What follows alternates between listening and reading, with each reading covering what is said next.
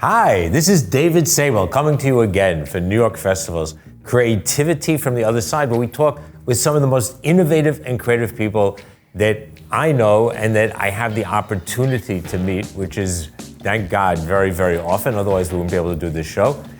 And today, I am just so proud and honored to have a book and the 6 women who wrote the book, so don't worry, it's not just me in the book.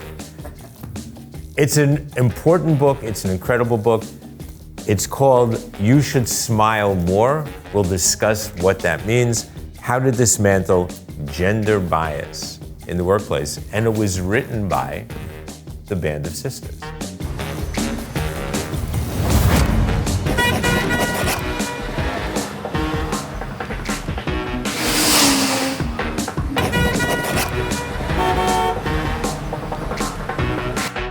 Now, we all know about the band of brothers, the Warriors. Let me tell you that these women are much more fierce. Like, that's not even a question. I guess you do know. They are. And we're going to talk about a lot of things today, ladies. We're going to talk about the cellophane standoff, right? Like, will men really starve to death in a meeting because the cellophane's covering the sandwiches and they won't open it till a woman comes? That's really important. We're going to talk about the she has 2 kids syndrome, which I think is actually very important and one that I've seen happen way more times than I can imagine.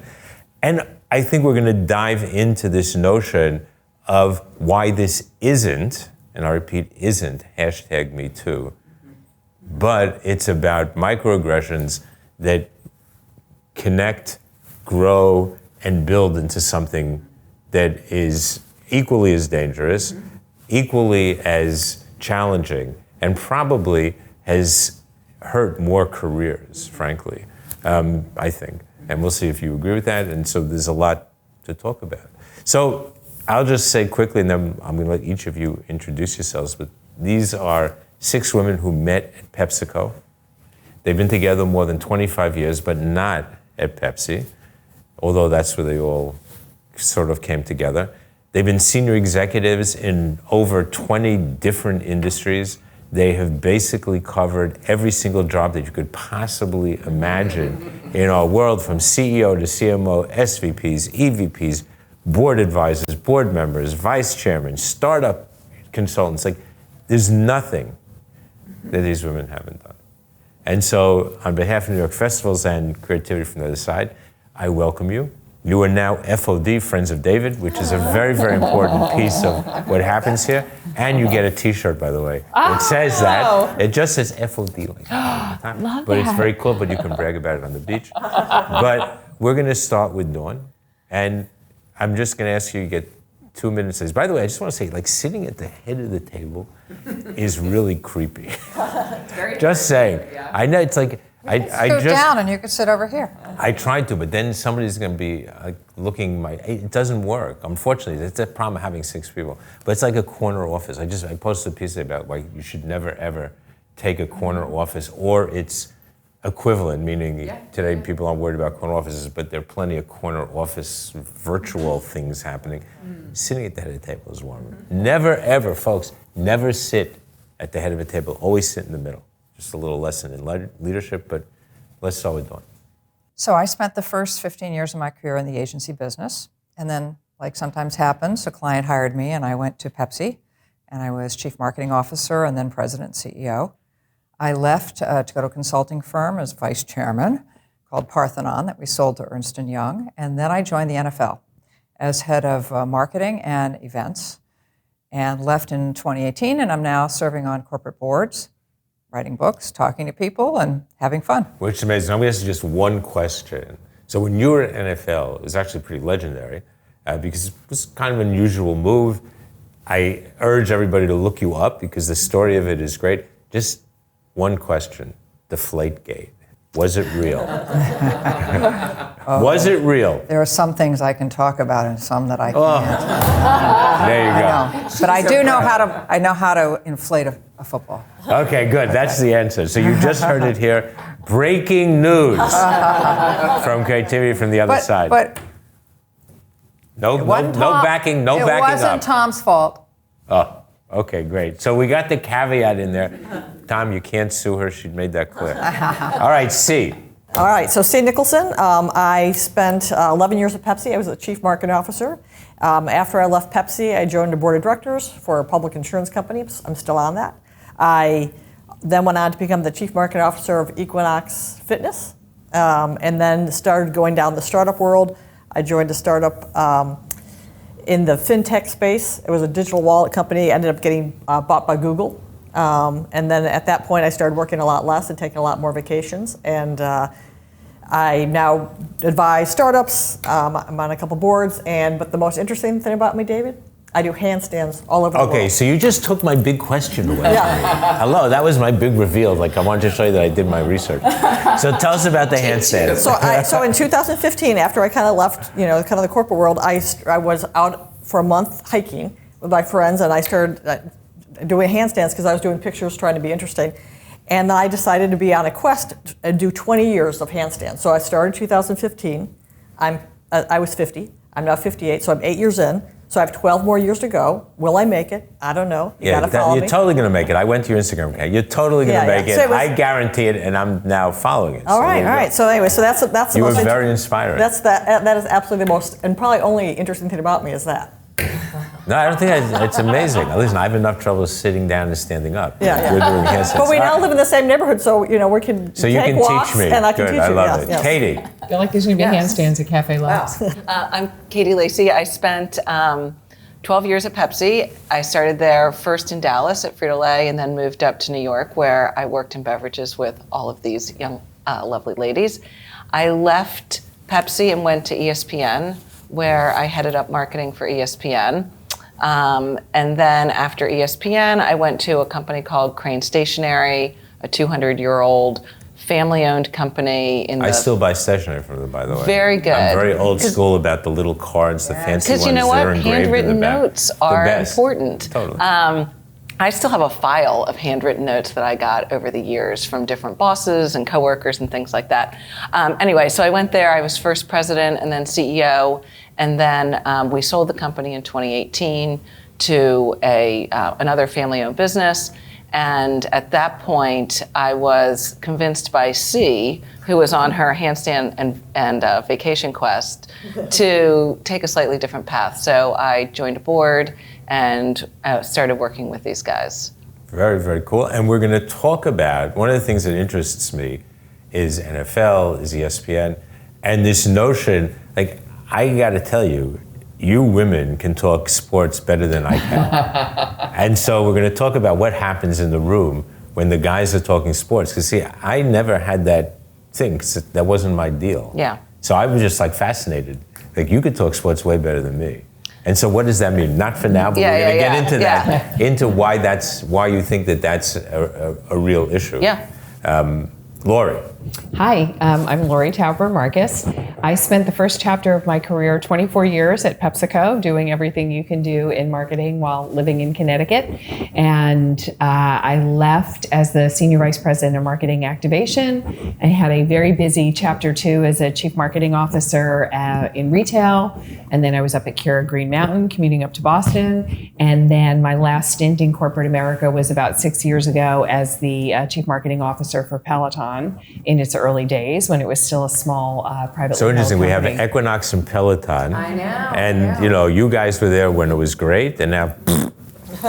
So guys, pay attention. Peloton, Equinox, we got the real deal here.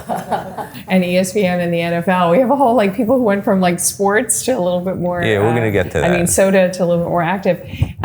Anyway, and then my chapter 3, I started about 6 years ago, more of a portfolio career. So I serve on corporate boards, both public and private. I do executive coaching for C-suite executives. And then about 3 years ago, reconnected with this group and I'm a founding member of the Band of Sisters. And you're proud of your board coaching as well. Yes.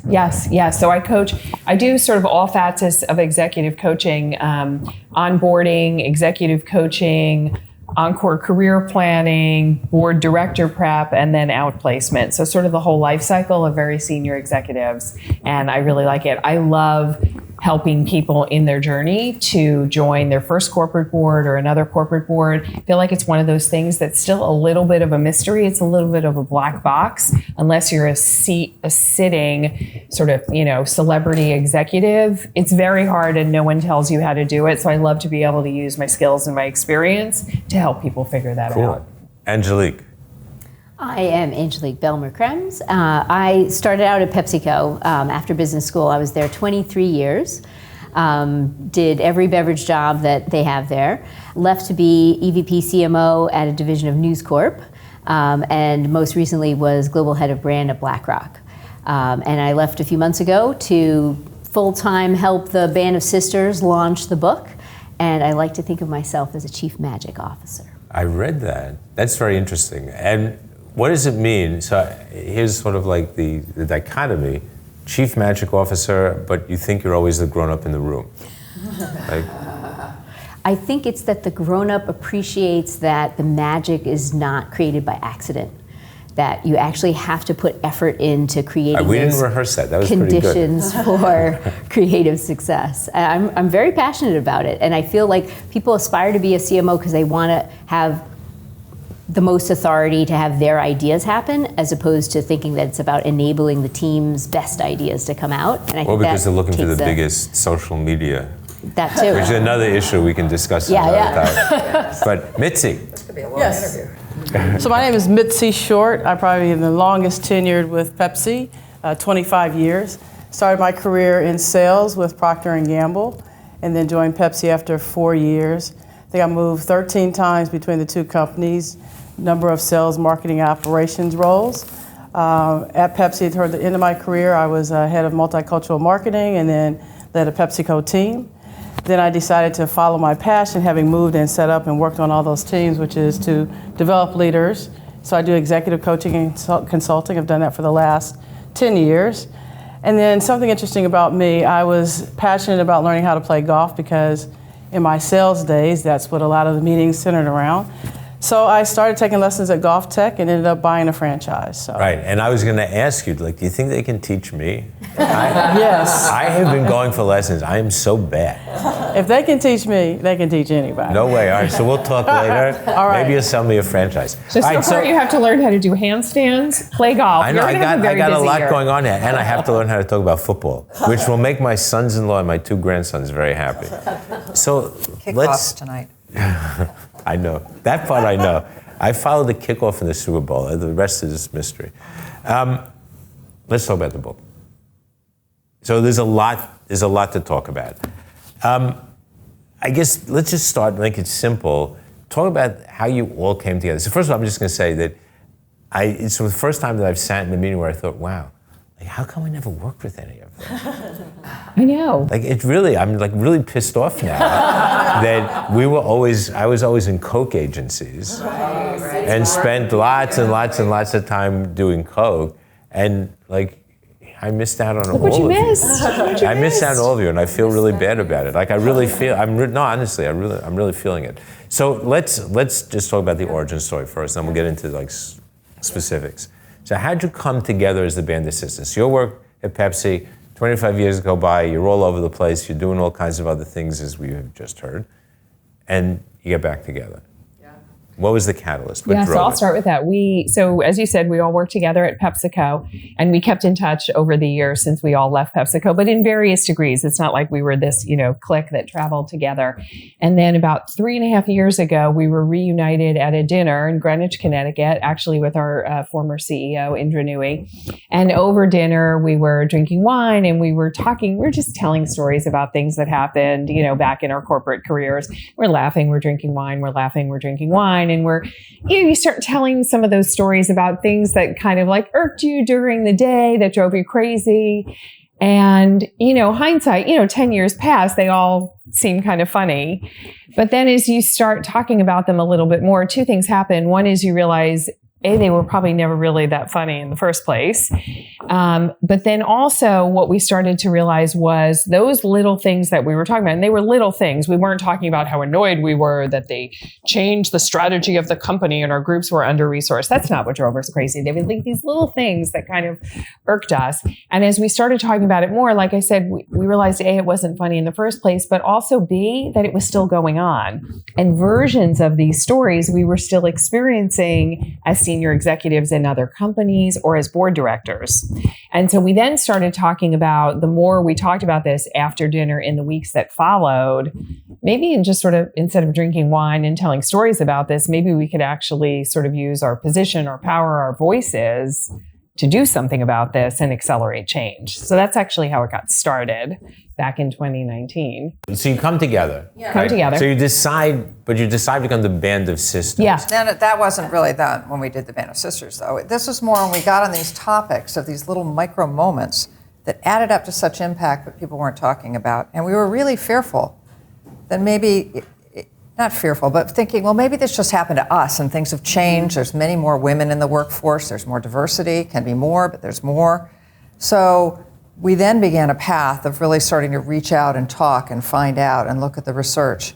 And that started to fuel us just because we found out it's still going on. I could even argue it was a little more underground, not talked about as much, but definitely impacted women, diverse women, and impacted companies where people didn't want to stay. So anyway, we were onto something and talking about it, and then Angelique really fueled us. Talk about that. Well, I was friends with the CEO of Adweek, and he said, and I was telling him about our discussions and this idea of focusing on the little things in culture and workplace culture, and he said, oh, you need to come and present this at Women Trailblazers.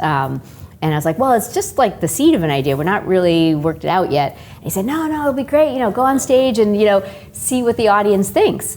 So this was like taking your shot. We're like, all right, we'll put it out there. And we couldn't get off the stage. Like people just gobbled it up, and they had so many questions and follow-ups. And so we thought, we're onto something.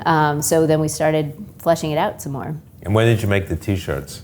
Like, it's not I have serious. designed the T-shirts. It's not serious until you have T-shirts. Just saying. All right, so Or so a mug, maybe, coffee mug. No, I'm a Yes. T-shirt guy. But you can't take mugs to the beach and walk around the street with them. That's like good in your kitchen, but you need people to see who you are. We're on the Zoom. So let's just back up. So you're sitting on stage, people gobble it up.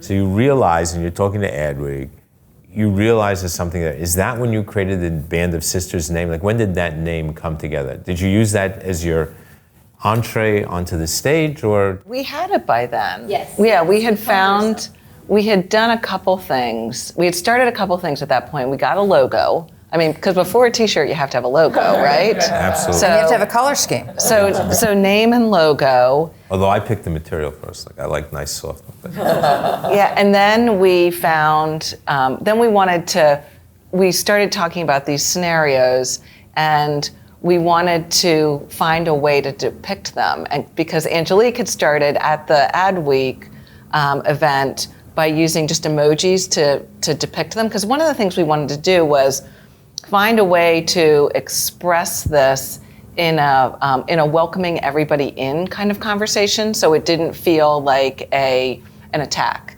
And so we thought, well, illustrations would help.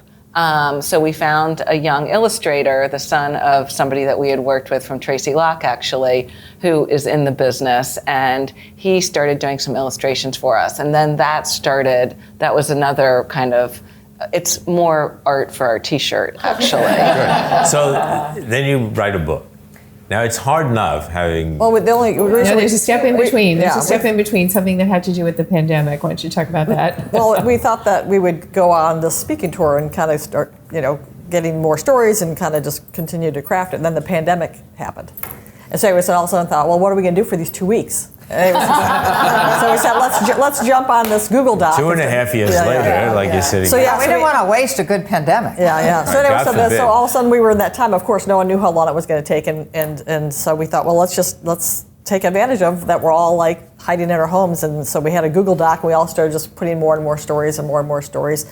Because for each chapter, which because you read the book, we try to come up with, of the 31 chapters, we try to think of stories that happened to us, and from different perspectives, from the person happened, if you're a boss and an ally. So we just started populating this Google Doc, and it kind of came to life.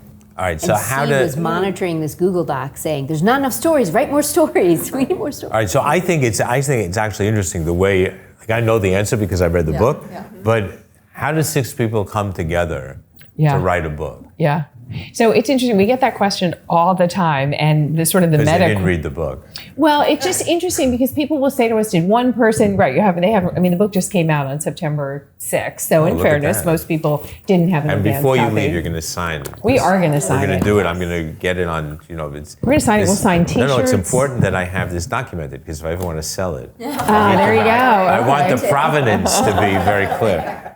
Yeah. So it's. I mean, I think it's really interesting. People always want to know how the book came together, and they'll say, like, did each of you write a chapter, or do each of you have a different area of expertise? And part of what I love about the story is it was very organic, right? We kind of agreed on what the different scenarios were, and then we each put in, as Cie said, this sort of what do you do when that happens to you? What can a bystander do to go from being a bystander to an ally, and what can the boss do? And some of them were very overpopulated. We had tons of stories, and some of them had no answers, and either, Cie would yell at us, and so then we would fill in more stories. We'd go do more primary research to get it. But it's interesting how it all sort of came together very organically. Yeah, it's very organic. Yeah. Very organic, which is the best way for things to happen. And then the other thing that I think was part of the most fun, it was actually before the Ad Week event, when we were debating what the answers were. So then I think one of the joys of the book is there isn't one answer. It's not like when you're asked to take the notes, here's the answer. Here's what Lori Marcus thinks you should do. I mean, there's 6 of us, and often I think the most interesting parts of the book are where we disagree productively. Right. And I don't know if you remember at Dawn's apartment having these big discussions about what do you do if your boss invites you to, they want to have a cocktail before the meeting. And we're having these very big debates. I mean, some of us, answering for ourselves. I, of course, have 2 daughters in their 20s, and I'm answering on behalf of like a mother. And so we had really productive debates, but I think it ends up making the book more interesting because it's not a one-size-fits-all answer. You can find sort of what works for you, the right voice, the right idea in the moment. Right, I agree. I think, again, listeners, watchers, when you read it, which you should, the way you've written it with each one of you having the voice and then having, and then the style which you created, like the format, actually makes it really interesting and also easy to read. And so I think, so it's not like you're reading through tomes and tomes and tomes of stuff. It's you're reading very bite-sized pieces that are very focused and very good. So let's just talk, because I brought this up in the beginning, this notion of the hashtag #MeToo versus the microaggressions. Because had you been sitting with somebody from our industry and said, hey, we want to write a book, they would have said, well, obviously you're going to write it about hashtag #MeToo because that's what sells books and that's what creates big social moments, like these little things of somebody saying you should smile more, which actually one of you should talk about now that I brought it up, is not quite as interesting and it's not going to drive as much. So how did you land on, which I think you did brilliantly, by the way, because I think you actually landed in a place you should, but what drove you there? So I think initially we were excited because we thought it's something, we've been blessed in our careers. A lot of people have helped us. That this is a way to give back, whether it's to our nieces, nephews, or our daughters. And so we did focus on your new friends. Your new friends. We focused on situations, and everyone handles things in their own personal way. So how Angelique might handle something might not be comfortable, and maybe what Mitzi would do would be better. So we came at it and we started to think about it and said, really, we don't want to make this a woman's problem, a women's solution. We want to educate. And we want to bring men into the conversation because we actually think that they are well-intentioned and in many cases don't even understand these things are happening or see it through a woman's eyes. So if we could educate, then the book could not only help women how to navigate these, but maybe better help culture overall to make the people in the room, male or female, aware, noticing a situation after they've read a chapter, and then able to do something in the moment.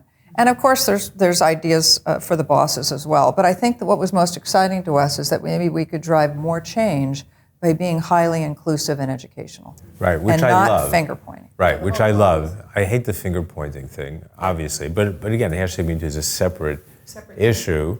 But it does get into finger pointing. And as we know, it's often finger pointed like against nothing and is caused equal, but this doesn't, because these are things that we all, like, as I read through it, other than the cellophane thing, I'm not sure, because I was, by the way, I was always the one who unwrapped Highly every evolved. meeting That's I your ever went agency to. background. You're very service-minded. Every meeting I ever went to, I was always the one who unwrapped lunch, but hello, that's just me.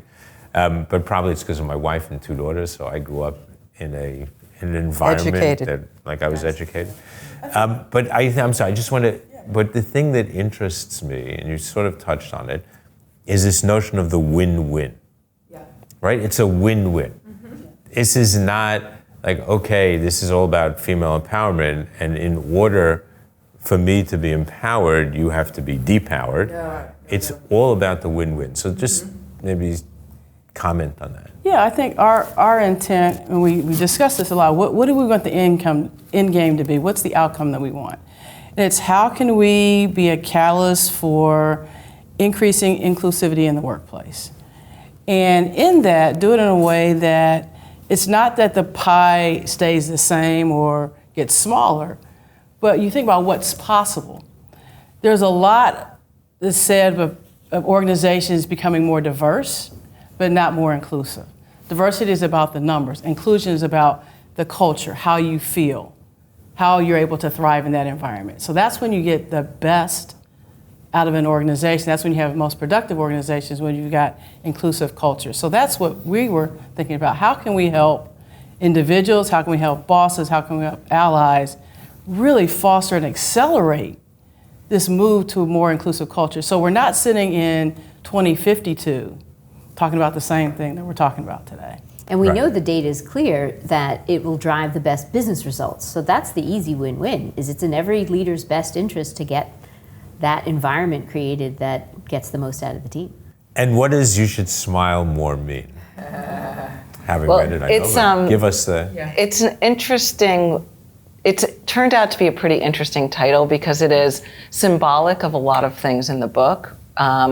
We have found that on first, second, and sometimes even third glance, men don't always understand that this is an ironic statement and not an actual recommendation.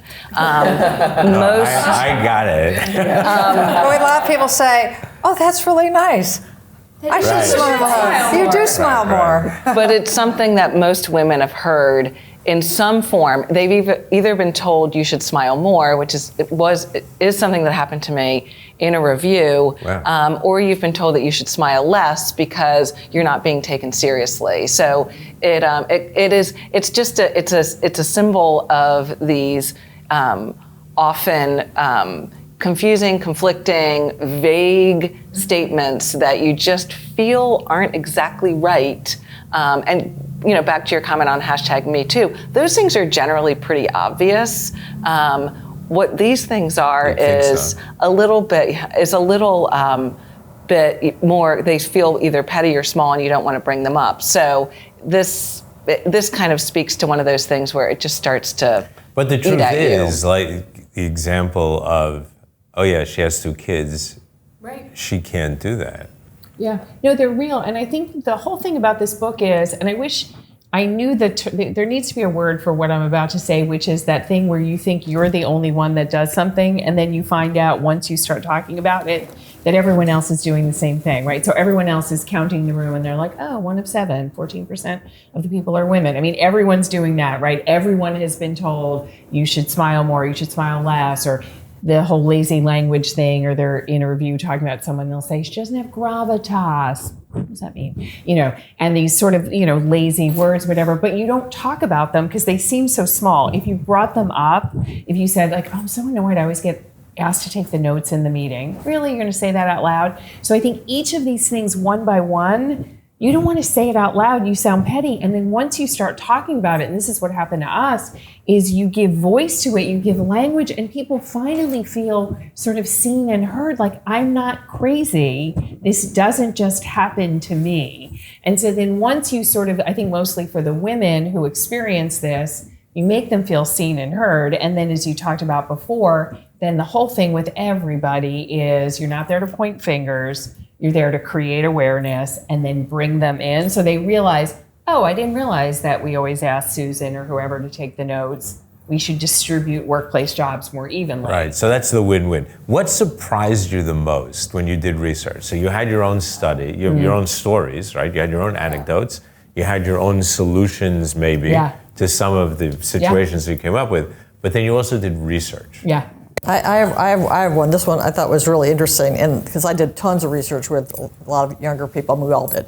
And in the conversations, the only scenarios that are in the book, so the ones that resonated with younger women as well, is the fact that the younger women were actually in some cases not as well equipped to even start handling the situations because of the fact that their expectations were different going into the workplace. When we went into the workplace, we went to business school, 80% men, 20% women. The men were leading all the organizations. They were the class president. When we started our workplace, if they would say, "Hey, for lunch, we're taking the customer out. We're going to Hooters." We're like, "Well, okay, we're going." Like you just had to get along and go. Well, that stuff's not happening today. And all these women grew up with Title IX, and they're the ones that are doing better in high school and graduating at higher rates and going to Stanford and getting swim scholarships. They think they have the world by the tail. And some of the guys they think are dopes, right? They get to the workplace, all changes, and all that some dynamic. But they didn't see it coming. We saw it coming. So I think that they're less ready to handle these situations because they are completely caught by surprise. We were not caught by surprise. The other thing we learned is that when we talk to younger women who are just out of college or just out of business school in the workplace about these little things, they often ascribed it to, I'm new in my position. So, and it was the women that were more in their later 20s and early 30s who had been in the workplace a while who were starting to look and say, is that really right or not? And the other thing we find out is, again, I think everyone is pretty well-intentioned. We spoke to some men too. Which is a good thing. Which is a good thing. Is a lot of them they didn't know. They didn't think about it. Right. And this just tries to make everyone more aware. I mean, I have to be honest with you, no one told me, has yet, in a business review, told me that I should smile more. But when I started hearing it, and hearing it from the interviews, and hearing these guys' responses, and women of color in particular get that you should smile more, what I learned through the book as a leader is to process in my head, if I'm wondering if I should say something or not, would I say that to a man? And if I wouldn't say it to a man, that if I wouldn't call a man a boy, and there's a new boy in accounting, then I probably shouldn't say there's a new girl in accounting. Right. So there's just thinking about the evenness of language, the clarity of language.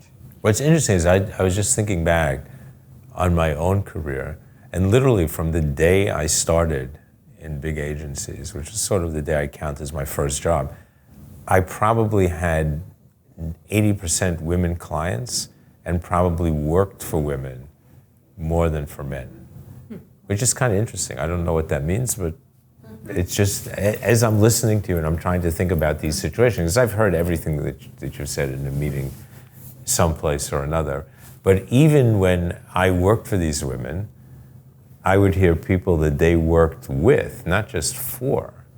So I was junior, they were senior, so I wasn't going to say anything that was obviously, but it would always strike me that even their peers would talk to them that way. So that's the surprise, right? You look around and you say there's a lot of women. There's a lot of women in the workplace. Women have been in the workplace for decades, and I think this was kind of the shocker for us. And a lot of the stuff just hasn't changed. It might be a little bit less insidious. Nobody's going to actually ask you to go get a cup of coffee, but they might ask you to always be the one to set up the next Zoom call. So there's just things like that. And so what advice would you give to younger women today? Because you said that younger women have a bigger issue with this, because they have obviously, I guess maybe it's less experience, maybe different expectation, but also less experience. And today particularly, because a lot of that experience is Zoom, it's not in face. So I think the issues are different, but yet manifest themselves in similar ways. So what would you say? What would you tell them? What's each one of you? What's the one piece of advice? I mean, can I just turn it for a second and then we can come back. The whole thing is, when we started writing this book, we realized that as Cie said, we came of age in a time where we felt like our best path to success was to accommodate, right? To fit into the culture that existed. As we were writing this book and talking to young women, we realized we can't just tell women what they need to do. There's way too many books out there telling women what they need to do. It would be remiss not to give some advice and tools and tactics to these situations, but what we really want to do is bring awareness to the men and the leaders in the organization. So that is really who the audience for this needs to be, or else we're going to be here 20 years from now with just more tools and tricks on what to do with situations that are still existing. So that sort of brings to mind something. I was just thinking, and some of you might know her, I had a client, Paula Sneed, who was very senior at Kraft, one of the most incredibly inspiring people that I ever worked for. She was an incredible client, wonderful friend, and just a great innovator, smart lady. And I once heard her speaking at an event where she was talking about her younger self, right, going to business school, and she was the only woman of color in the class, and the challenges she had. And then she spoke about her daughter, who was in a top business school, who didn't have those challenges at all. And she said, what I suffered through put her here. But if I would give her my experience, it would be totally irrelevant. And so she was creating a whole nother set. So I'm wondering how that plays out here as well. So you all had your experiences. You say that it's the younger women have different, how do you bridge that gap? And again, particularly, I come back to it because this really is intriguing me in a lot of different ways. I've been writing a lot about this. The people who aren't coming into offices. Yeah. So they miss even having that experience, because maybe it's a good thing to have the experience once so that you can say no. Well, you bring up a really interesting point. So as we talked about before, so we thought we were going to go on this speaking tour, get all this content, and then write a book, and then the pandemic happened, and we flipped the order. So what was interesting is when we were doing the research, it was during the pandemic. So we were talking to people who were at home, who were, working from their home, or somebody called it sleeping at work, depending on how you think about it. And so what was interesting is I don't think I anticipated this back in 2019, that so many of the comments would be about how to deal with this on a Zoom call or on a Teams call, how to use the chat, right? Things like that. So I think what's interesting about what you're talking about is these things still happen, they just present differently, right? So one of the nice things about Zoom is there's no one in the big corner office. There's no one whose admin is like, please wait, David will be 10 minutes, and that whole sort of power move about keeping people waiting, right? Everyone's box on the screen is the same size. But dynamics have a way of manifesting themselves, whether you're in the office or on Zoom. No, there are corner offices on Zoom. Absolutely. I mean, I've seen it. Yeah, so some of the things, what was interesting is the things that we talked about, the whole sort of at the table, not in the conversation. It happens whether you're at a physical table, it happens whether you're on Zoom, right? And so I think what was interesting is a lot of the young women gave us some really good tips about how to use the chat and other things like that, the raise hand features, as things like the when you're not being heard, where normally you're at a conference when you're trying to break in. They were actually really interesting about using technology on things like Zoom as a way to get noticed when people were talking over you. And also one of the things I love, there's a chapter about no invite, when you're not invited to trivia night or not invited to play golf or whatever. And we didn't come up with all the answers for ourselves. Obviously, we did the research, and a lot of the answers in the book are things we learned from these women. And one of the things that really struck with me is somebody said, like, the whole digital transparency. She's like, in terms of like understanding the key meetings and the pre-wiring and when things are, she's like, I just go on Outlook. I can see everyone's calendar. So she's like, so I know when the pre-meetings are. If I'm not being invited to a meeting, I can reach out and say, there's a meeting on such and such topic. I think I should be at that meeting. And that was something I never, we didn't have it a number of years ago, but I don't think I would have thought about it, because I think we're a little bit more, our generation, color within the lines, right? And I wouldn't necessarily have thought to sort of see it and then ask for it. Just to build on Lori's point, though, I think it shows up differently, because I had this conversation with a young lady yesterday about leveling the playing field by having Zoom. And she talked about how she would put stuff in the chat, and she loved the dialogue and the encouragement that she got. I said, well, be aware, because if you're putting a lot of stuff in the chat, there's some people still don't even look at the chats. They're paying attention to the conversation. So you want to make sure your voice is being heard in the main forum as well. So that is it's an true, awareness. by the way. And Not everybody pays ways. attention. Not everybody pays attention. Although, I mean, the other piece of this is, like I said, I would be totally intimidated because you would be talking more about sports than me. So, like, that's a whole nother issue, because I do believe that there are areas like that where if you can break into the conversation, you've got as much credibility as anybody else, particularly these days. I mean, even when you think about little things like gaming, right? You know, most people just assume that women don't game, and yet women gamers are at least 50% of the business. I mean, so at the end of the day, there's so much happening out there that is so beyond gender, if you will, gender diversity as opposed to inclusion.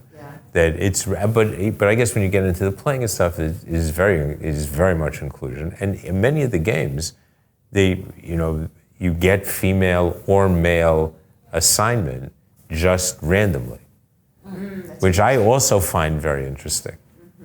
So you have to play that female role. Interesting. Or male role, whatever. My son plays a lot of video games, and I will watch him play, and he always chooses the female character. And I'm like, what's that about? And he's like, well, her avatar is smaller, so I can see through to the things I need to shoot a little easier. So there you go. But it is true, though. I mean, I'm just into the whole pre-assignment, and you can't. Some of the games you can switch it, and some of them you can't. And so it's just interesting because, and I think that people just go with it, and they don't think about it. Which I think is also very important. I think it sets up for the future, anyways. I think it's good for putting yourself in other people's shoes. Yeah, it sets up a completely different. I have one more thing just to bring up. I can't let it go, which is this notion when you're on Zoom. Back to the title of the book of "You Should Smile More." So one of the hard things about digital meetings is it's very intense. So there's not a lot. Look at us sitting here. You can look out there. There's people here. Like there's a lot of different things to look at when you're on the screen. It's very intense, right? You're just looking at this little box of someone. So part of what we have heard is a lot of these sort of like lazy language things about you should smile more. You're very like intense looking, whatever. It's actually magnified when people only know you in a digital forum like that. Can I pick up on that for a second? Because the build I have on this, and I've been thinking a lot about this, is people focus a lot on this new, like, hybrid remote work environment thing, and focus on the meetings and the fatigue of the Zoom and the intensity and all that stuff. And I keep thinking about how hard it is to build trust to do big things when all you're doing is that kind of interaction through a screen. Because I feel like it's those white spaces around the meetings where you get to know people and build trust and that those relationships are what help you then when you're looking through the call have someone allow you to go a place where it isn't easy to go. And I think that's one of the biggest losses of not being in person in some form. It doesn't have to be in the office, but just coming together in person to build that trust. I feel like that's one of the biggest losses of remote. Right, being in-person trust, I think is critical. It's the connections that you build. When you're going to get water, going to the restroom, or there's a 5-minute break that you don't get on Zoom, because it's all about the meeting. But it's that chance to get to know you as an individual that you miss. It's the relationships that we all talk about. Well, but it's where the next band of assistance comes from, because I'm telling you, I don't believe it's coming from some Zoom chat. It's just not, because you can't create this kind of intimacy, this kind of camaraderie, this kind of partnership, because you kind of talk on Zoom every once in a while. It just doesn't exist. We actually think the book, in a way, is lucky timing to come out, because our observation is there's a lot of discussion around where you're going to do the work, how much is going to be home, how much is going to be in the office, are we going to be Tuesday through Thursday, is somebody going to miss a meeting if you're not there for the big meeting, how's it all going to be handled? And we're not hearing enough about what's the culture we want to build. We're in a new era of work. Flexibility is obviously paramount, or your talent will walk somewhere else. But how do we enable that flexibility, and how do we create an office environment that people want to be part of, that is inclusive, that does allow you to still be yourself and bring your whole self, that still respects the things that you've got going on at home? It's very physical what people are talking about as opposed to culture. Right. And that, by the way, is a non-gender, non-race issue. It's something that's incumbent upon all of us to talk about, I think. So this has been amazing. I don't know what to say. This has been so much fun, and I learned a lot. And I think that just sort of to wrap up, what I love about this is we talk a lot about change leadership. And change leadership very often means like change the leadership. That's a good line. And we know that doesn't always happen. Yeah. And so it's difficult, and for good reasons or bad reasons, it doesn't really make a difference. But it is harder to have happen. We know that #MeToo does create quick change, sometimes, very often disruptive in different ways. Sometimes for the right reasons, sometimes for the wrong reasons. Hopefully most of the time for the right reasons. But the kind of change leadership you're talking about is like really simple. Yes. Mm-hmm. And I think that's why I called it a win-win earlier on, because it's so easy. Right. It's so easy for somebody to read this book and realize, like, God, have I actually been saying that? Or somebody read it and say, wow, have I actually let them say that? Yep. And I think having that power, or being empowered on both sides of this, to say, okay, it's like, I got it. It's a microaggression. It's not like I didn't cross the line in the biggest way here, but I still did, and I need to be obviously observant of it and fix it. But I think that kind of change leadership actually is very powerful. I don't think we pay enough attention to it. We've heard from men that, like, once they hear some of these situations, and then even though they might not have been aware of it, then they're like, you can't unhear it. They're like, oh my gosh, now they're hearing when people are using the word girl or whatever. Someone's talking over someone's idea, or what, like they go in and they count the room. It's once you're aware of it, it's hard to not be aware of it. So one last question: what's next for the Band of Sisters? Other than the Netflix special. A group handstand is definitely on the list. Handstand tour. Oh, some of us are going to have to do some real work on that. No, we're speaking at companies. They're hiring us, and we're going in and talking to various groups, whether it's through D&AD or keynote speaker or panels, or so we're trying to spread the word that way. Again, the book was a collection of our thinking, but again, our desire is to have impact, our desire is to share it, our desire is to educate, so that's what we're off to do. I love it. So buy the book, read the book, invite my new friends to your office, invite them to speak to you. They'll do it on Zoom, right? Yeah. Or live. Yes. And I promise if they do Zoom, they're going to read the chat. And they'll pay attention. But seriously, I think this has really been incredible, and I thank you for being FOD, and you're going to get a T-shirt. Yay. So Love it. you're going to have to send me your T-shirt. So I'm just telling you right now, I like soft ones. So it's okay. So thank you. Thank you. Great. And on behalf of New York Festivals and Creativity from the Other Side, we talk to the most creative people in our industry and 25 other industries, by the way. I thank you for listening, for watching, and see you next one.